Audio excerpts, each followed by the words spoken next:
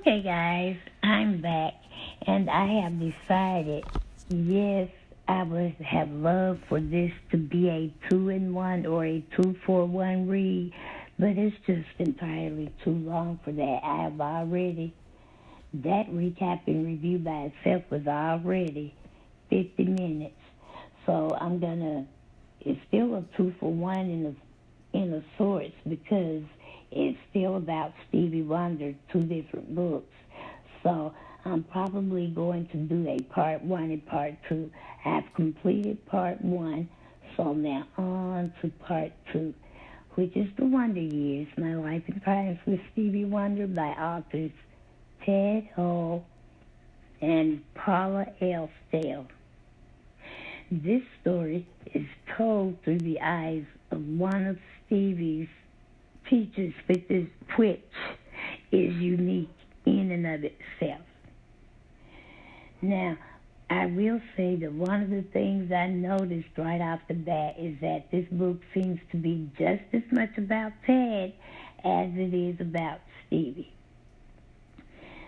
So with that being said, let's talk about a few things that Stevie and Ted had in common. One, they were both blind. Different degrees, but both blind nonetheless. They both had fiercely protective mothers. And they both grew up in large families with dominant mothers.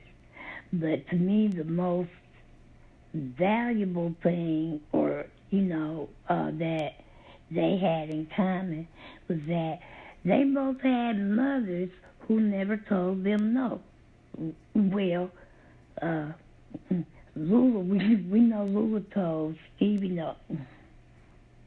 Okay, in all fairness, she didn't tell Stevie directly no.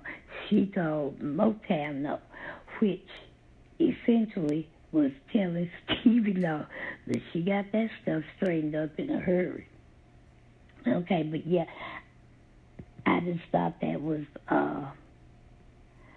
something that a lot of parents with children with special needs, they may be tempted to just shelter their children, but nope, these two parents knew that they didn't need to do that.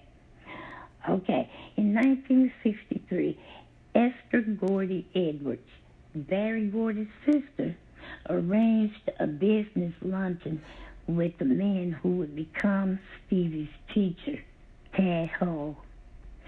Ted actually met Stevie for the first time at a press conference where Stevie announced that his single Fingertips Parts 1 and 2 and the album The Jazz Soul of Stevie Wonder had reached number 1. The public school he attended was Fitzgerald Elementary. Like I said earlier, I corrected that or identified that as a discrepancy in the first book. She explained to Ted about Stevie's high number of absences from the school system or from school. When Stevie met his visually impaired teacher for the first time, the very first question Stevie asked was, "Are you blind too?" Once Stevie found out his teacher was blind, he relaxed and the biggest smile lit up his face. And no, I know I probably shouldn't have to say it, but oh well.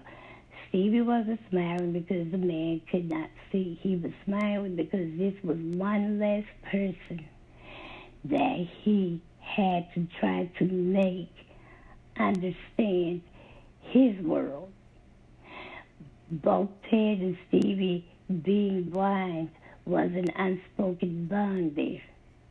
So that was good. I think Stevie was like 12 when they met. As for Lula Mae Hardaway, Stevie's mother, she was said to be very distrusting of women. In fact, she was distrusting of anyone at Motown. Oh my goodness. And then they talk about how one time Stevie hit a parked car on the way back from dinner because the chauffeur got the bright idea to let Stevie get the experience of driving. As he said, Stevie did pretty good until he got heavy-footed, and that's when he hit the car. Well, Ted was highly ticked off, but he just didn't say anything because it reminded him, he understood where Stevie was coming from. I don't even know if Stevie wanted to drive. Sounds to me like the chauffeur offered to let him, and when he offered, just Stevie took him up on his offer. But had the man not offered, I don't know that Stevie would have asked, to get behind the wheel or whatever. But then Ted talks about his adventures with driving. My favorite was when he, one time, on his way to pick up his girlfriend, he had to get out of his car at least twice, hop on the front bumper to read the street signs, hop down, get back into his car, hoping nobody noticed. And apparently, nobody did. Stevie, like other children, learned and did things that his sighted counterparts did. Things like bike riding and roller skating. He also liked to wrestle, but he was never on the wrestling team because, and they said that he had the potential to be a pretty good wrestler, but he was never on the wrestling team because he was gone on the road for 75 to 80% of the school year, which meant he wouldn't have been able to practice, and then he wouldn't have been able to make his wrestling matches. But yeah, he did like the bike ride, roller skate, pool, pranks, all stuff all kids like to do. When he enrolled at the school for the blind, he was placed back in the 5th grade. This is remarkable. I find that it was truly remarkable for this reason. Now, it's not uncommon for a child, I don't care, sighted or blind, but if you do have a sensory impairment and you go to you transfer out of public school to blind school, you usually will get put back. But most of the time, you get, for some people, I have known people to get put back by 2 grades. Stevie just got put back by 1. And the people that I know that were put back by 2 grades, they could read, they could write, they had some sight. These people I'm talking about went blind after they were born and had started school. Stevie was born blind, attended public school. He was probably lumped in a class with all, a blind. He was blind. He may have had a deaf classmate. He might have had a classmate with cerebral palsy, and not one teacher there was certified to teach any of them. That was some of that when they place you all in one room. I'm not saying this is what happened to Stevie, but I know that this is typical. Stevie could have just been sitting in the classroom with his peers, sighted kids. The point is, what I found remarkable was that Stevie retained way more than he ever forgot. And he had to do this all not knowing how to read or write. It wasn't that he couldn't read or write. He couldn't because nobody was there to teach him Braille. So the fact that he couldn't read or write and, he goes, and so what if he got placed back by one grade? I would have just thought if you couldn't read or write, you would have been placed back at least 2 grades and possibly 3. And Ted said that even though he was placed back into 5th grade, a lot of stuff they skipped over because once he understood that Stevie had some idea of how to do whatever, he didn't spend much time in those areas. So they moved back, and Stevie was able to pick up the pace and go on.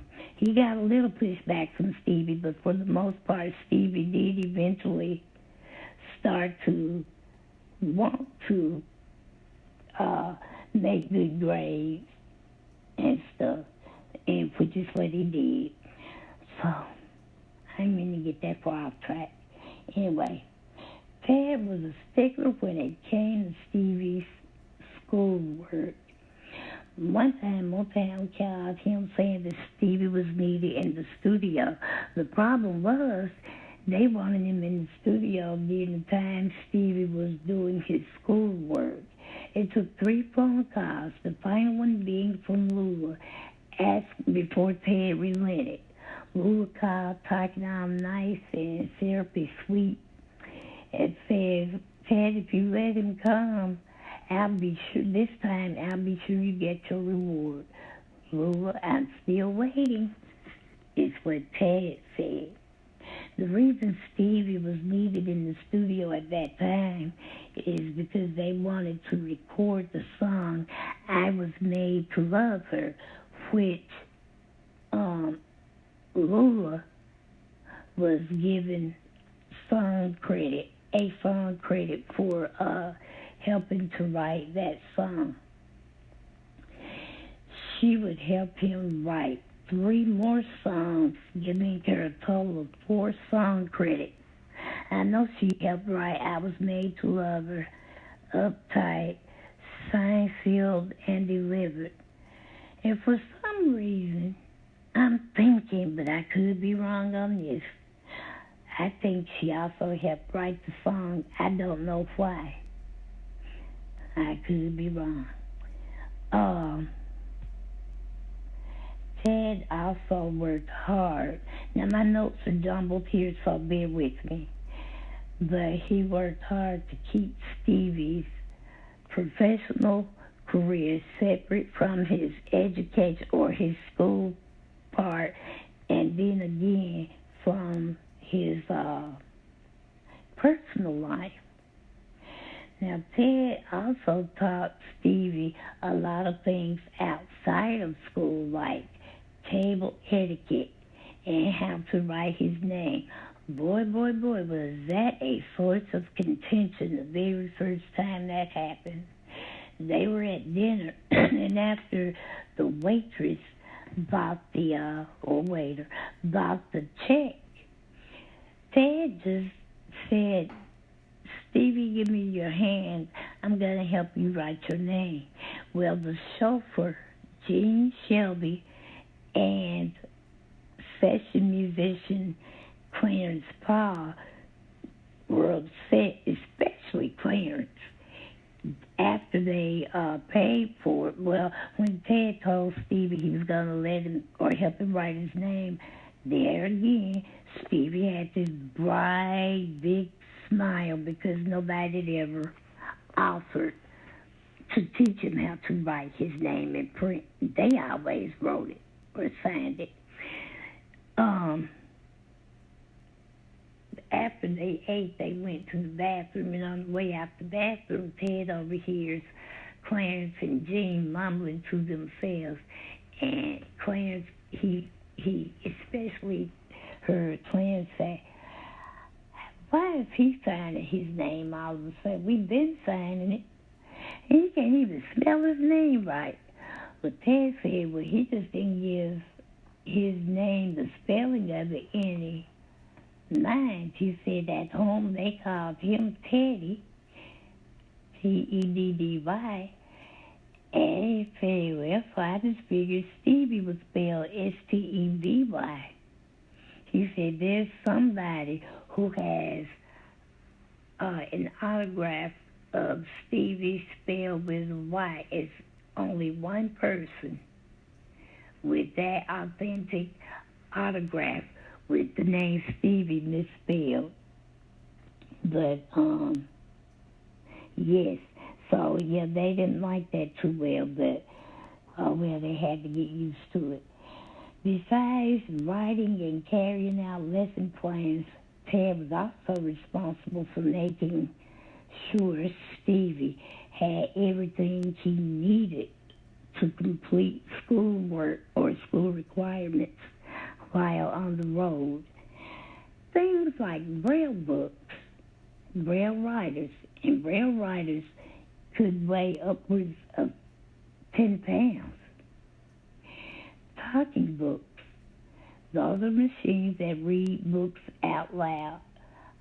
Today, Audible.com would be considered a talking book or any audio book. They needed a braille writer because this is blind people's way of written communication with the sighted world. He needed a slate and stylus or slate and all. That is very, very lightweight and compact. You can put them in purses, pouches, pockets. You can put them anywhere. Not only are they small and lightweight, but they are also significantly quieter than braille writers.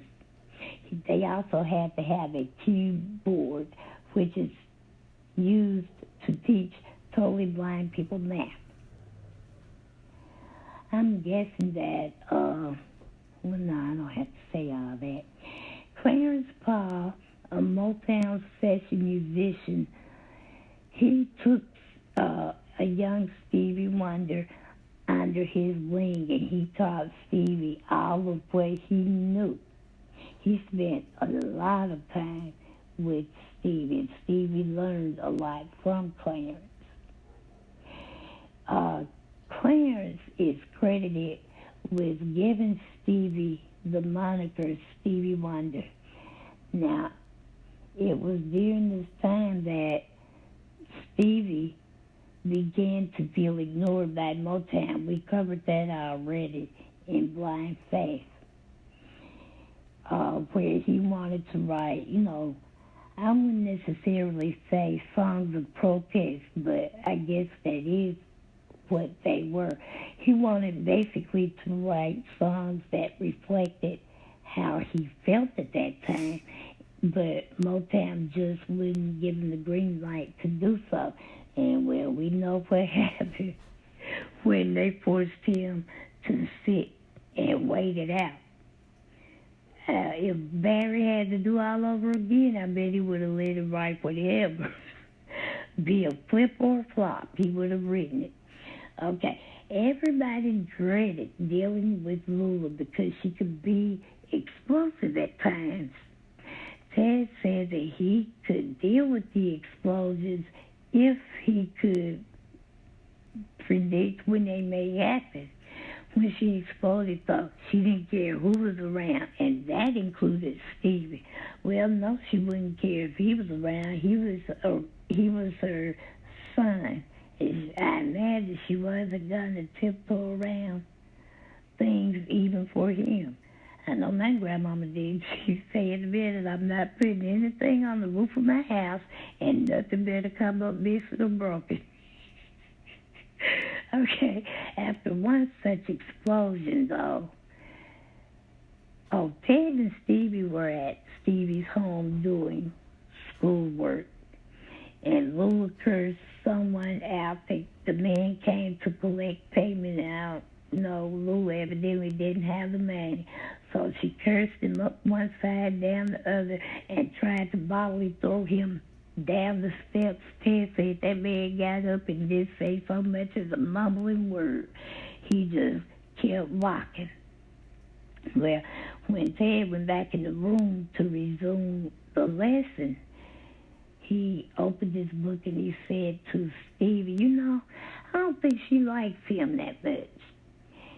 Well, that broke the ice. They had a good laugh. But then Ted noticed that when Lula was snapping, Stevie began pulling clumps of his hair out.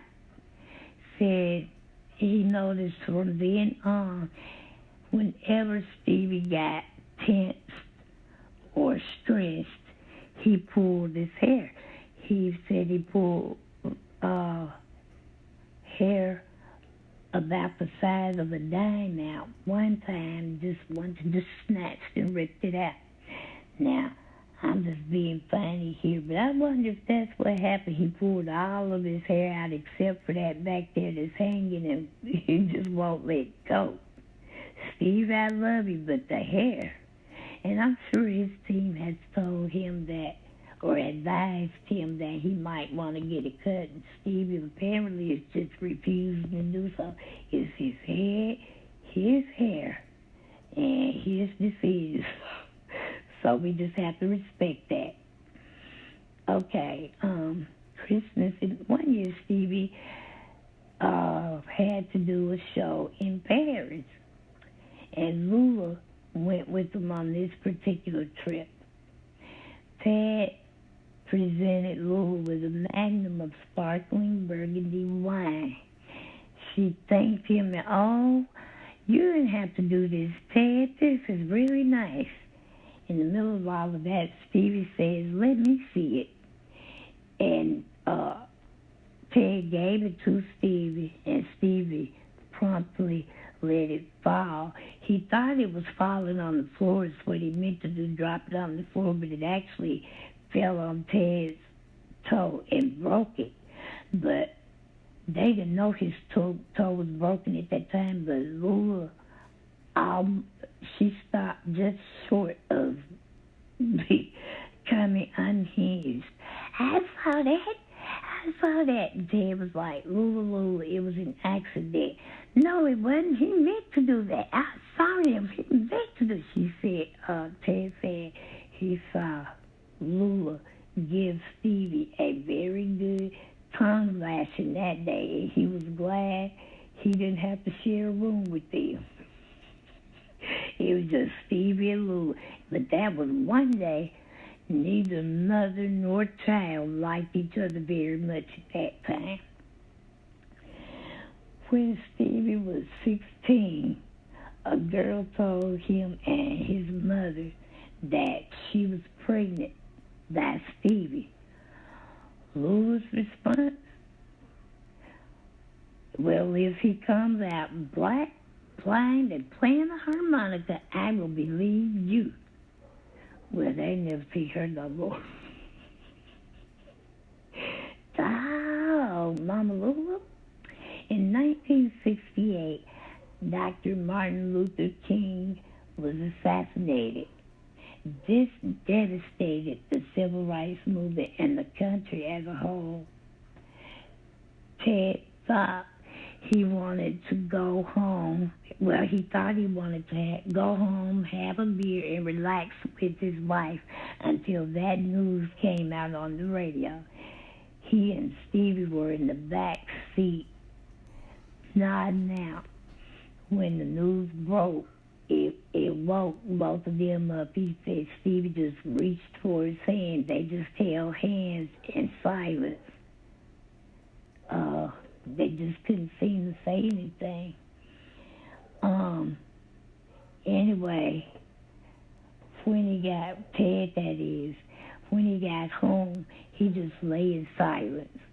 The phone rang after a while, and it was Lula. They talked for a while, trying to console one another. They always shoot the good ones, Lula said. Ted had many instances of Lula's distrust, but that phone call told him that she knew that him being white didn't make him responsible for the horrors we as a nation were experiencing. Just 2 months and 2 days later, the nation would mourn yet another assassination. This time it was Robert Kennedy, John F. Kennedy's younger brother. Both of these assassinations, Ted said, was a darkness no amount of blindness could ever cause. And I thought that was really prophetic. These two deaths caused a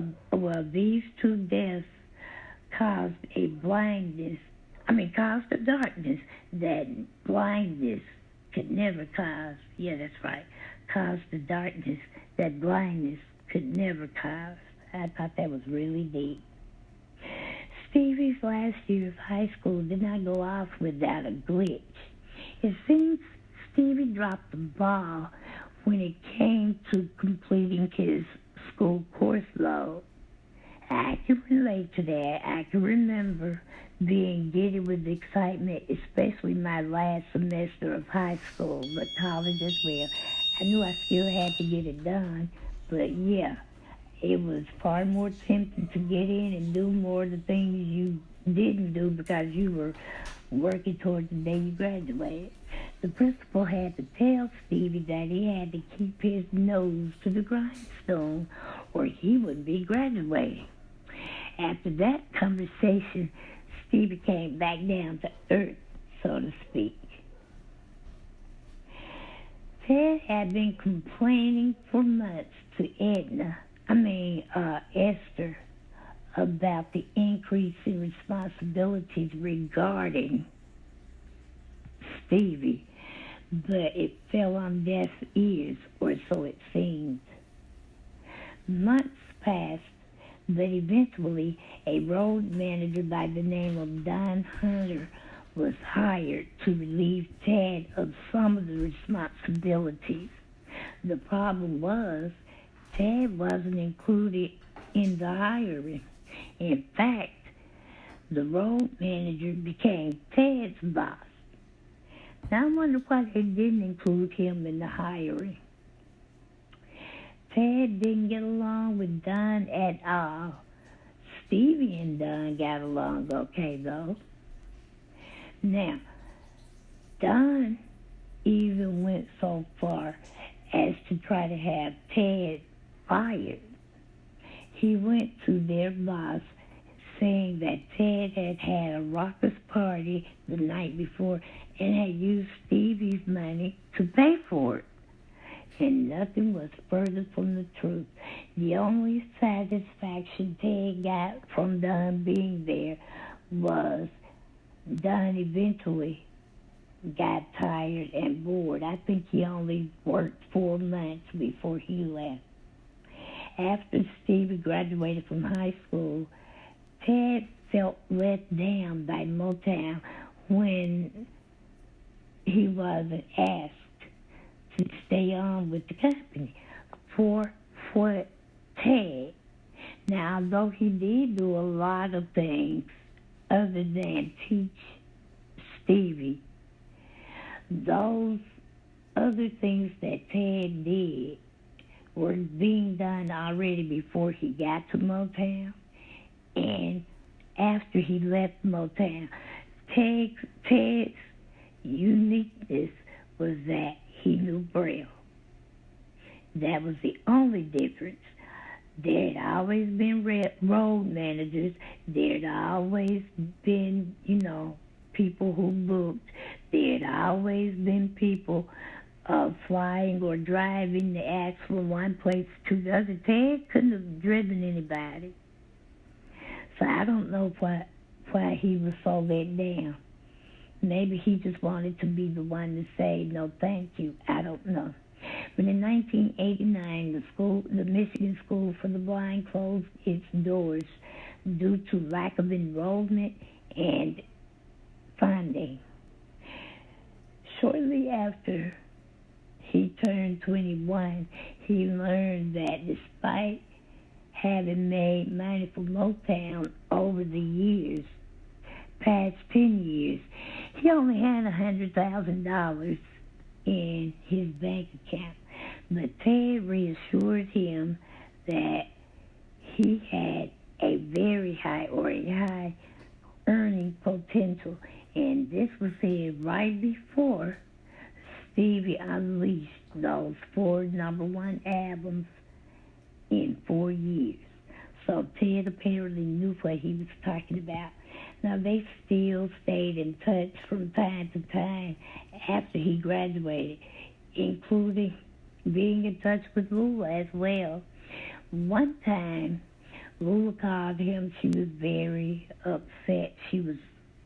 Something had shaken her to her core, which apparently was hard to do because she was a no-nonsense person. She was a go-getter. Nothing seemed to frighten her. But somehow her phone number got out, and people started calling her, threatening her after the single Living for the City was released. He said he stayed over there and talked to her and consoled her for a while. And when he left, he felt like she was okay. And then in 1988, she contacted him again because she gave Stevie a surprise birthday party, and she wanted him there, and he went. That year was also the last time, according to that book, that Ted actually saw Stevie in concert. When Stevie learned Ted was in the audience, he shouted him out, and then they just had some light banter back and forth between them.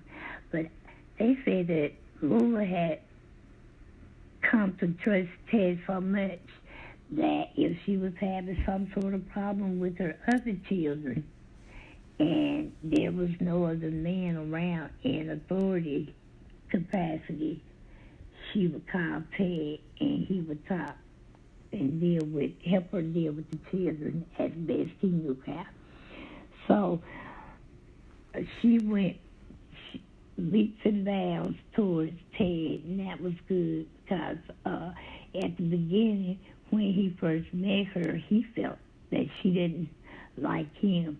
But what mattered was that Stevie liked him because he was his teacher, and that's what they went on from there. But yes, down through the years, they would stay in touch from time to time, and I don't believe Ted and Stevie talk, on a regular basis, probably not even on a yearly basis. But I think they both still know and call each other friends. And that, I think, speaks volumes for you to end up having a friendship after, your teacher, you can view your teacher as your equal now. That's neat. I think I've done that with maybe 1 or 2 teachers of mine. But yes, guys, this completes the Wonder Yrs book. I may be all over the place, but when you go back and you read these or watch these recaps and reviews, try to keep in mind that let's see, I'm probably going to have some stumbles, bumbles, pregnant pauses, hiccups, and repetition. And please forgive and excuse those. Also, let me ask you, have you ever read either one of the books? If you have, what did you think about them? If not, would you read them? I realize this may not be one of my biggest views on YouTube, but I don't care. I reviewed and recapped because, like I said, he's my favorite musician. If you read the books, what discrepancies did you notice between the 2 books? Were they different from the ones I identified, like the Bryan School being, the Fitzgerald Elementary School being labeled as a blind school. We know that was incorrect. It was a public school. And then Lula's year of birth. Did you notice any other indiscrepancy or any other discrepancies there? All right, guys, I'm just going to go ahead, book lovers, and wrap this one up. I really hope you enjoyed this as much as I enjoyed bringing it to you. I apologize for the length of time it's taken me to get these up and loaded, but I plan to have it done by, well, I won't say when. You'll just know. If I do not show up in your subscriptions, please, oh please type Blue-Eyed Black Devil in, and there surely goodness you will find my videos. I'm not sure what YouTube is doing or why, but I'm not there.